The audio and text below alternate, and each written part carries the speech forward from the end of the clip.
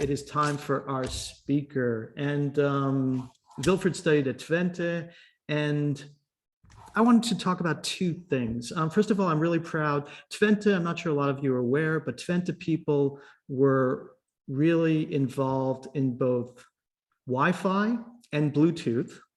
So finding another Twente alum involved with the son of Bluetooth, with Forkbeard, excited me. And the other thing that excited me about Wilfred was we really try to encourage our students to catch a wave and to really make the most of their education. And I get the feeling Wilfred had an amazing time at the university as a student, but the wave he caught after graduating is amazing. And you'll be hearing that in this talk tonight. So Wilfred, let me pass it over to you. I'm very pleased to be joining you here.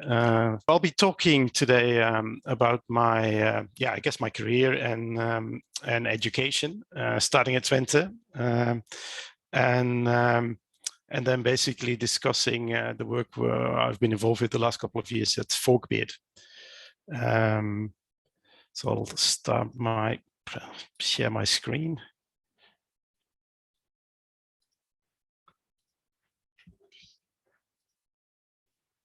Just go into presentation mode here. Hope you can see it now. So my name is Wilfred Boy. I studied applied physics at the University of Twente between 1988 and 1994. Yes, 6 years. That was fantastic. In those years, we were transitioning from a 6-year study to a 4-year study, but I still had 6 years, and I made the most of it. It was a fantastic time. And I've got some pictures from my different, I guess from my life history that highlight that. Oh, sorry. So I was born in Koevoorden, northeast Netherlands. It's basically a vestingstad. Went to the RSG Koevoorden Atheneum there, which was in a very nice old building. Very good school. And we had some great science teachers, so that was they inspired me to study physics. Physics was always sort of like a deep interest of mine. I think 8 years old, I was already standing in front of the class explaining the rest of the school how a photo camera worked and so on. So did experiments, and so that was really my thing. And I basically started with applied physics. I discovered after 3 weeks that basically lectures was not my thing, so I quit actually all lectures after 3 weeks, and largely self-educated for the exams. But I was really fanatical about doing the practicals. So I think in the second year I was actually asked to develop new practicals for the first year, and that's where I spent a lot of my late nights developing software to support student practicals.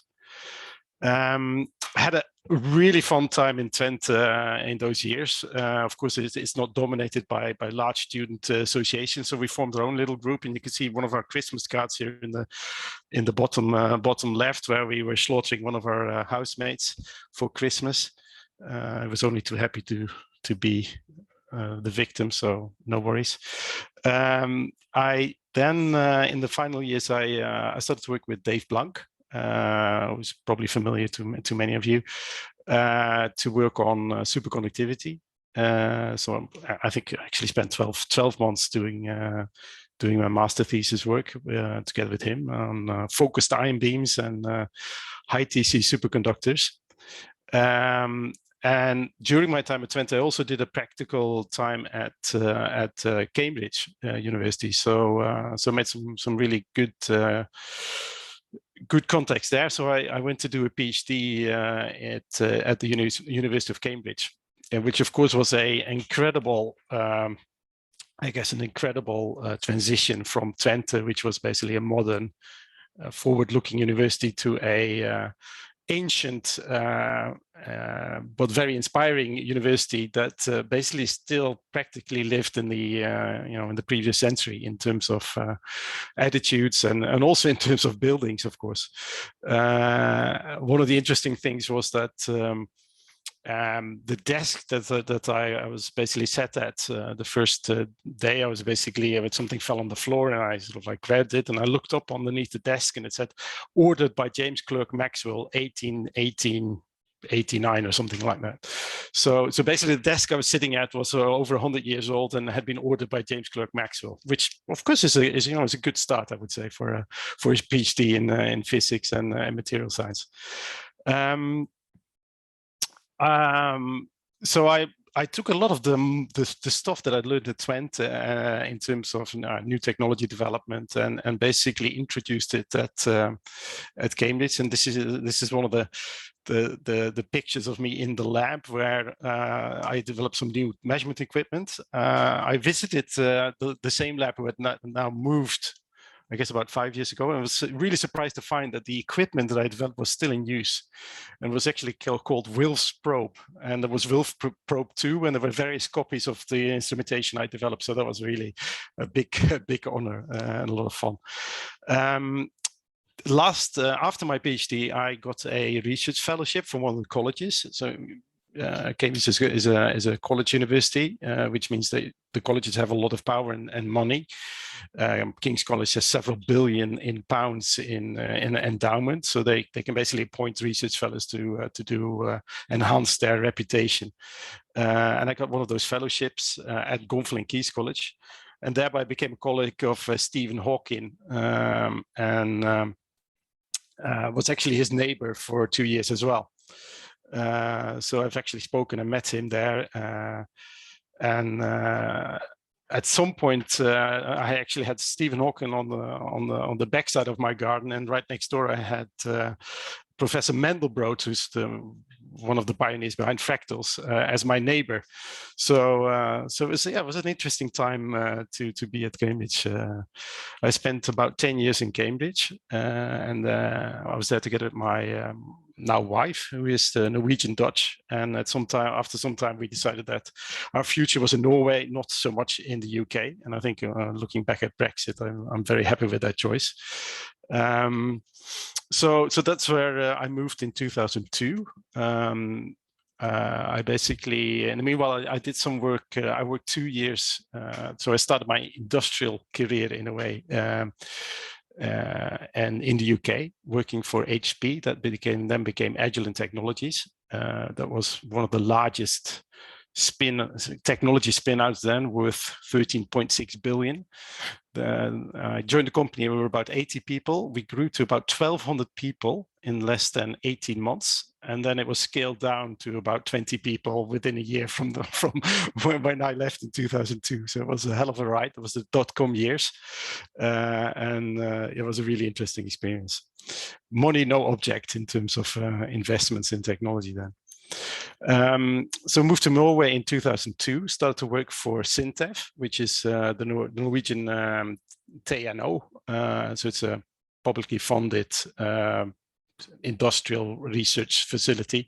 Employs a lot of people in Norway, about 3,000-4,000 engineers. So it's very large in comparison to the size of the country. The other really nice aspect, of course, with Norway, except for being high tech and a nice place to live, is the fantastic nature. So I'll share some pictures here. These are actually the student friends from Twente coming to visit us at our mountain cabin in central Norway. So there's still a lot of interactions with people from Twente. I worked at the microsystems nanotechnology lab at Sintef for about 5 years before I joined a company called Sonata Technologies, which was the predecessor of the current company I'm working for, Forkbeard. So Forkbeard, like Joe said, is the son of Bluetooth. So Bluetooth was a Viking king and was, of course, chosen as a name for the RF technology that we all know now, Blåtann. And his son was Tvorskjegg, Forkbeard. So I named the company to associate with Bluetooth and to basically make the statement that this technology is the future for Bluetooth. Our goal is to take the GPS revolution indoors. And what that means, I'll spend a little bit of time on. Company is still in a startup phase. We're very quickly now moving to a scale-up phase. We have about 25 employees. In the last 3 years, we have applied for 30 patents. So I've always had a lot of focus on patent applications to support technology development. And we have a very international collaboration and also collaboration with, for example, the TU Delft, the mobile group there. Currently, we have 2 solutions out in the market. One is a Lyra ultrasound-based solution, and the other is Forkbeard peer-to-peer that is part of EY Proximity Monitor. So I'll talk a little bit about those. But first of all, I want to explain the background for the company, which is basically based on the vision of taking the GPS revolution indoors. And what does that really mean? So basically GPS has revolutionized the world as we know it, because it basically provides a mean of positioning anything almost anywhere in the world with really high precision. And of course, we all know it really well from navigation, but it does a lot more. It allows us to position containers, items, big ships with high accuracy, and basically use it in a really complicated logistics chain, for example. The same thing, the same sort of technology capability, of course, we also have now on the internet. I actually started to use the web before Google came along, and it was really quite painful. Fortunately, there was a Norwegian company was then doing search, but Google very quickly took over and basically has made search available for all at tremendous speed and accuracy. The problem is that indoors, we don't really have such technology available, in the sense that we have a very poor overview where stuff is indoors, and we use a lot of our mental capacity to figure out where we've last seen our wallet or our car keys or our bags. And there isn't really any technology that can allow us to locate stuff easily as well indoors. We're seeing increasing activity from Apple and Google and others on it, but there is still no dominating solution to do what GPS did for the outdoors. So the mission of the company is to basically provide a technology that allows us to take the GPS revolution indoors, that allows us to provide powerful physical search inside buildings. And the reason for that is quite obvious, because if you look at the statistics where people actually spend time, it's not really outdoors anymore. We spend, I think, in the Nordics, we spend as much as 95% of our time indoors, and of course, we spend a lot of our money indoors as well, in the form of shops, but now also increasingly at home. And the problem, of course, with GPS is that GPS doesn't work in buildings because the signals are so weak and they're scattered by buildings, such that the accuracy that you experience outdoors is lost indoors. So if you look at what could this type of technology do, and what sort of value could it provide to consumers and businesses, and then for our part we largely focus on businesses at the moment. So there's really several classifications of use cases that you can do. One is monitoring, which is really just giving insight into location and interactions of people. So it has no real-time component. It is sort of like an after-the-fact presentation of positions and insights. There's automation. So you can automate processes based on locations. A good example is, for example, a nurse call in healthcare, where basically somebody presses an alarm button and the nurse comes in bearing a phone, and the position of that phone is used to cancel the call, so no other nurses have to rush to the room. And that doesn't sound like a big deal, but it actually saves a lot of time, and it also improves the security of the patient. And then the more familiar application for all of us is, of course, navigation. And the thing with indoor navigation is that the accuracy actually needs to be better than what we have outdoors, because in a way the scales are much smaller. So whereas meter accuracy is sufficient outdoors, indoors you're really talking about tens of centimeters accuracy requirements. One of the main challenges there with navigation is not only that you need to position people accurately, but you also need to have to have accurate maps, and that is probably as big a challenge as as the position technology. So to provide navigation, there's really two big innovations required: a good way to generate and update maps, as well as accurate positioning technology that is low cost. So that's our mission: taking the GPS revolution indoors, which means pinpointing a position indoors, using groundbreaking technology. So we have two solutions out in the market today. One is ultrasound and Bluetooth based, and the other is pure Bluetooth only. We developed the hardware, the software on these devices, and as well as the cloud services that service these devices.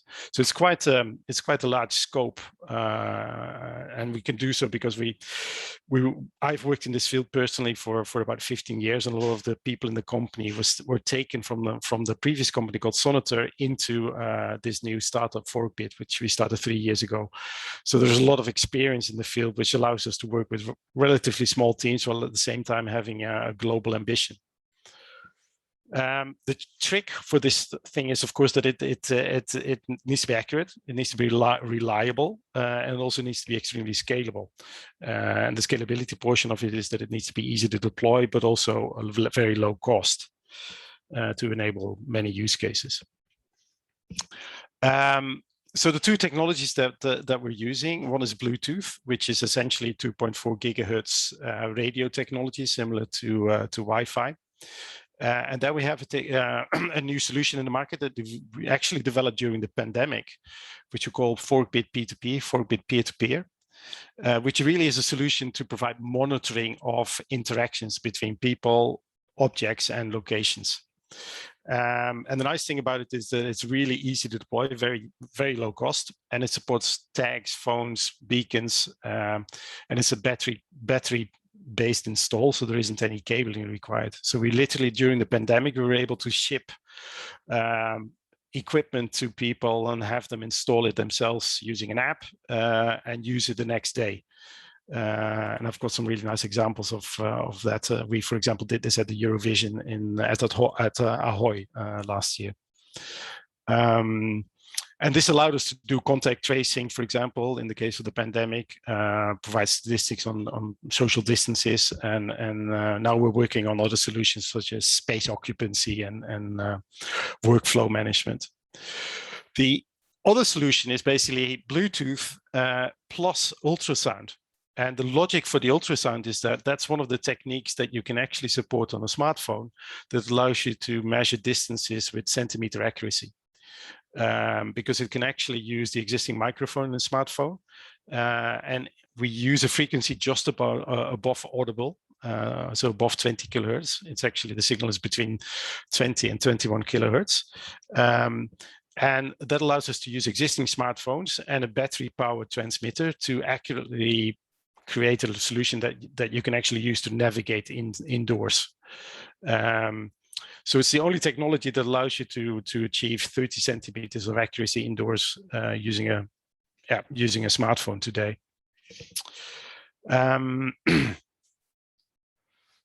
So if you look at some examples of what we do with this technology, one is that we're working with some major chains of supermarkets, also in the Netherlands, to provide product find capabilities. So the idea is that you can basically have your regular shopping list, and then you're sort of like interested in to cook something new and surprise your friends, and you know, it involves a recipe with some ingredients that you're not used to buying. So the idea is that this app can then basically allow you to locate these products in, you know, 1/10 of the time that you would normally use. In this app, there's also a self-scan capability and a pay as you leave capability. So the whole shopping experience is very modern in that you can basically shop yourself and pay as you leave the shop. That is sort of like on the consumer side. On the organization or the supermarket operator side, what it provides the supermarket with is a really detailed insight into shopping behavior, which allows them to, you know, optimize the shop, provide layouts that reduce customer friction, and also, you know, make customers, for example, aware of special deals that they might be interested in. During the last couple of years, we've had a really close collaboration with Google developing this solution. And it's really been surprising to see how open they are for this type of collaboration. Their idea is that as long as they can learn something from small companies, they get quicker ahead. And I was able to develop a really strong relationship with Dick Lyon, who basically was behind GPS, the optical mouse, Ethernet, fast random access memory. And he's also really interested in hearing and ultrasound. So he invited me to give a talk at Google at some point, and after that, I've met him several times a year to discuss and learn from their their experience. So one of the things that we learned from them on indoor positioning was that they believe that this will have to work with a technology that is already out there. They don't believe that this can be done using an infrastructure that needs to be deployed. And they will only do it when they get 100 million users within a year from launching a product. So, so whenever we now take decisions on how we design our solution, we keep those guidelines from Google in mind. Is how can we get as close as possible to their ideal of an indoor positioning solution. So yeah, so that's a really positive experience in working with Google. The other solution that I wanted to show a little bit about is Forkbeard P2P. So this is peer-to-peer, and so the principle is that all these the devices, instead of just talking to like a GPS solution where you have a phone that receives signals from a GPS, in this solution everything talks to everything. So if you have a phone, a tag, a beacon, all these devices interact peer-to-peer. And we did this because in the pandemic, you want to know, like the Google Apple solution, you want to know the distance between users to give them a warning or to provide insight into people's behavior in buildings. And then, of course, you need to have all these devices interact. And we very quickly found out that that's a really interesting architecture because it allows you to create a much denser network, whereas previously you only would have an interaction between your mobile device and a beacon, which are quite scarce, and you have to deploy and pay for every unit that you put on the wall. In this case, basically, the large part of the network is actually provided by the people's smartphones or the tags that they're wearing. And a denser network means that you can get actually better accuracy.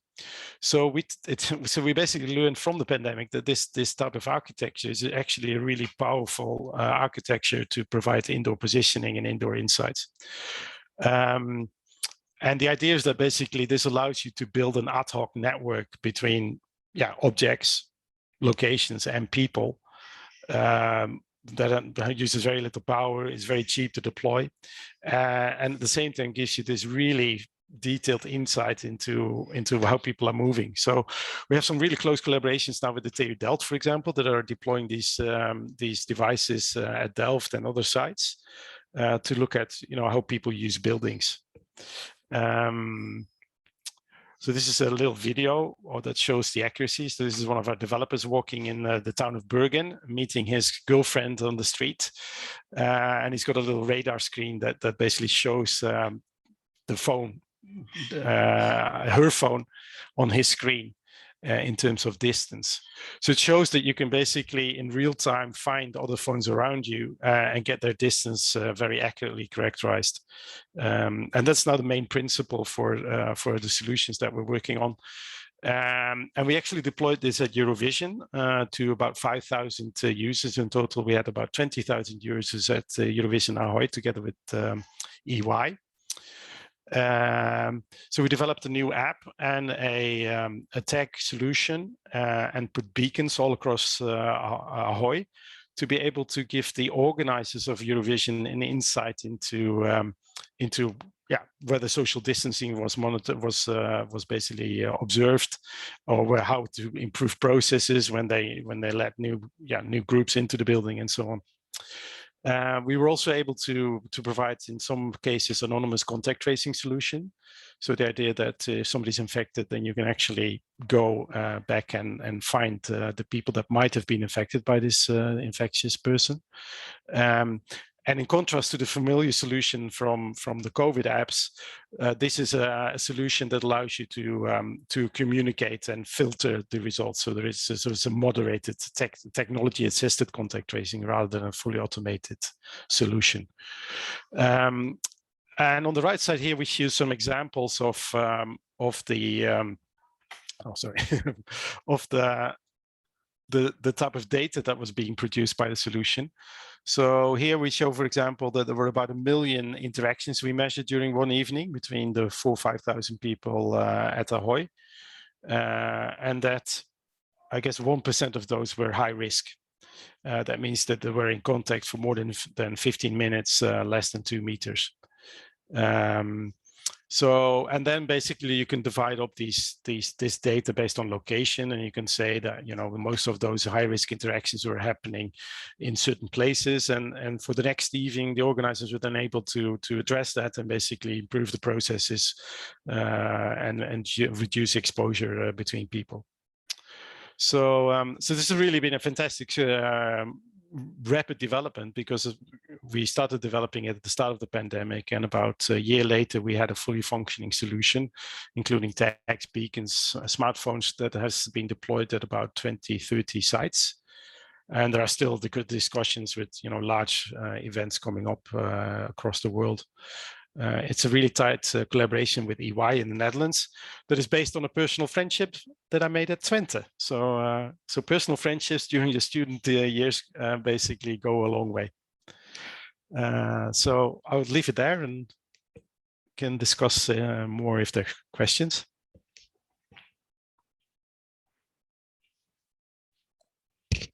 Ah, perfect. I was going to tell you, can you stop sharing so we see your face in large scale? Let's see, what does it, let's look at the chat. Helma from Wachen mentioned about perhaps using this for blind people or people with limited vision. Is that something your company has been looking into at all? Yeah, yeah. So we actually have one project going on in Austria for their metro system, where the solution is being evaluated for that situation. Mm-hmm. And Stephen from TU Delft mentioned that he made an app. Stephen, do you want to very briefly say what you said in the chat? Sure. So I worked for a company called Geodan, which is a geospatial intelligence company. And I worked in collaboration with the Bartimeus Blind Institute in the Netherlands. And for them, we made a solution using computer vision. So there was a special smartphone on the market. Yeah, the Google one. Google one, yeah. Yeah. And that one was actually quite accurate. We could navigate them to centimeter accuracy to their chairs indoors. And that solution was deployed to hundreds of users for musea and many other locations, including hospitals. Worked quite well up until I left to do a PhD. So right. Cool. Yeah, no, we actually had several of those phones as well. We worked with the guys at Google to see how we could, you know, use it also for SLAM. Yep. So yeah, no, it's very, very interesting. But of course, you have your own problems with computer vision. So you always have to show it. And in case of blind people, they have to have it like in front of them, or you have to wear it like a hanger. And of course, then there's the interface. How do you guide them in the right direction? And we used pulses. So you imagine if you have 360 degrees freedom, and if you're in the wrong direction, it will not pulse. And only if you're in the right direction, then it will give you a vibration, so the user would know when he or she was on the correct path. And that worked really, really fine. It's yeah. Yeah, no, it would be a fantastic innovation if it became readily available to blind people, because it's a huge challenge. Yeah, we also had a question about using this in underground tunnels. Arend, do you want to expand a little bit on that? I didn't understand your question. Sorry, I had to turn on my microphone. Yeah, we have actually been in Helsinki. We have quite a lot of tunnels for example, also for the transport of goods for the shops. And there is a discussion about how to follow these people. And I was wondering if this kind of a technology could be applied in underground spaces. I'm not sure about that, but they have been discussing, because it would be nice we have an extensive tunnel area under Helsinki. It would be nice if that could be also following the people or the traffic or things like that. Yeah, no, it's something that that we've been sort of like asked a couple of times also for example from Vattenfall, who's basically managing a lot of the hydropower facilities where there's a lot of indoor tunnels and stuff, and I guess it's a similar use case, that sort of like a lone worker scenario in principle, where people might be in a huge facility indoors alone for a considerable amount of time, and then monitoring them, for example, or helping them navigate is an important goal. So yeah, this works really quite well indoors, even in confined spaces. The advantage, of course, of ultrasound is that the echoes are really well behaved compared to radio echoes. So that's why it works much better than radio signals, because once you get a reflection from a radio signal, you've actually lost, in principle, the ability to use that information in terms of distance measurements. Whereas if you have an echo from a sound pulse or ultrasound pulse, there is no information lost. It's actually, in most cases, perfectly reflected. So in our system, we actually use that property of perfect reflection to be able to use echoes to do the positioning. And Wilfred, we have one comment for architects that design bad buildings, not to you Delft people, other universities. Right. Yeah, no, we don't. Yeah, your system would be great, because even for bad buildings, you can use your system to navigate in them. But that brings another question: where do you have to see this technology in 5 years? Do you really think this technology, indoor navigation, will be really affecting our lives? I do think so. Yeah. I think it's one of those things that until you start to realize that there is a solution for it. It's like when you ask people before the car was invented, what did they want out of their horse, and they just want a faster horse, or a horse that had less poo. But I think here once you experience, I think once we can liberate our minds from having to worry about keeping track of items indoor and keeping this using probably maybe as much as 10% or 15% of our mental capacity to constantly map and monitor our indoor environments. I think it will feel like a liberation. It's a little bit like pre GPS car navigation. I remember my parents, whenever they drove into a foreign city, it would almost always get close to a divorce, because huge fighting would erupt over, that somebody drove wrong, and of course all that stress is taken away, and people don't think about it anymore, how easy it is. And I think indoors we'll see very similar things happening once there is a technology that can be easily deployed and is accurate. I think the accuracy and reliability is crucial here, and it's not a trivial problem at all, especially because our buildings are so fragmented, and radio does such a poor job. As soon as it hits a wall, you're in a way lost. And so it's it's the Google-sized companies haven't been able to solve it. We believe that we can solve it, but it will take a combined effort and a huge effective scale up. But yeah, I think it's really going to happen over the next couple of years. Okay, well, cool. Thanks for giving us a glimpse into this exciting technology. I mean, hey, if you think about how Wi-Fi has dramatically changed our lives and how important it was during COVID, I can imagine the technology you're developing could be just as instrumental. And also for sharing your life journey, what you've done since the Twente days. So thanks a lot for the interesting talk. And of course, as a volunteer that has shared their time with us, we have a gift for you, which I will be sending to you. You see a beautiful Twente box. Uh-huh. What could be in there? And if I open it, hopefully I'm not ruining your surprise. Wow. Can you see what that is? Is it like socks? It's Happy Socks, the branded. Cool. Yes. I'll be wearing them with pride.